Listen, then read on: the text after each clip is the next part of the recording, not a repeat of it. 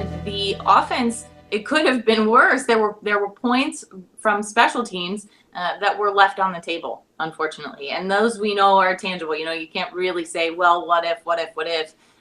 Two missed field goals, missed extra point, and we saw KJ Hill's return get called back as well because of a legal block in the back. So the special team woes are continuing on with this Ohio State team. It's something that Urban Meyer addressed today, canceled his press conference, decided that it was important for him to go supervise that special teams practice. It's something that he preaches. Every single person that starts on special teams first.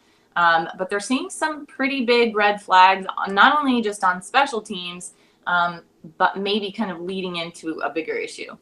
Yeah, so basically, you started to address all the gaffes in this game. It's amazing to win by 48 points against a decent team.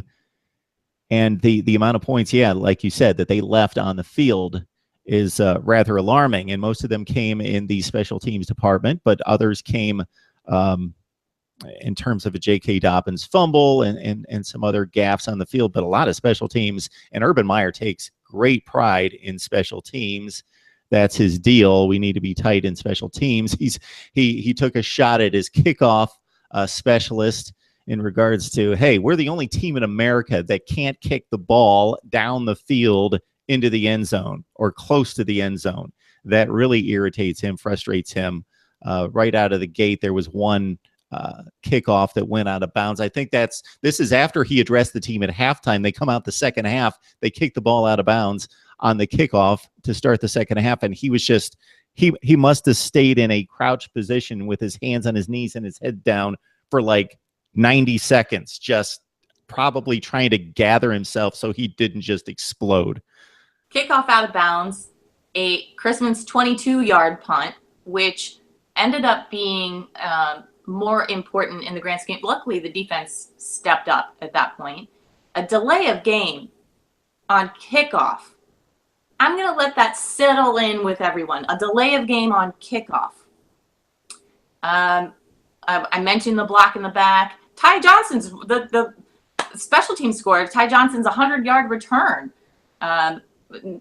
Miscontainment and really just mental mistakes. We talked about the missed point after and the two missed field goals. It all kind of aggregates together, and it's raising some, again, flags in my mind, along with this team being highly penalized, along with 2 targeting penalties resulting in ejection.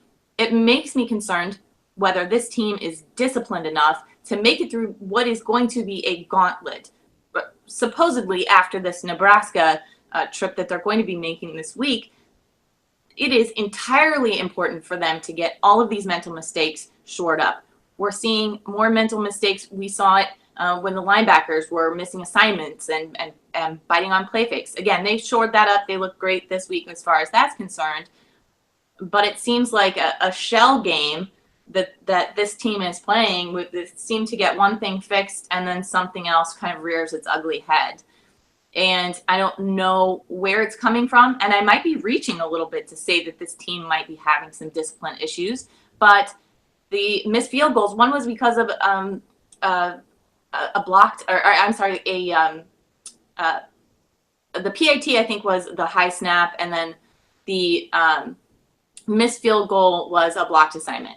And it's, again, something that can be fixed, and that they're more talented. That's what they're resting on right now. The Buckeyes are resting on the fact that they are more talented than a team like Maryland, or hopefully a team like Nebraska, a team like UNLV and Army. But that is not going to last.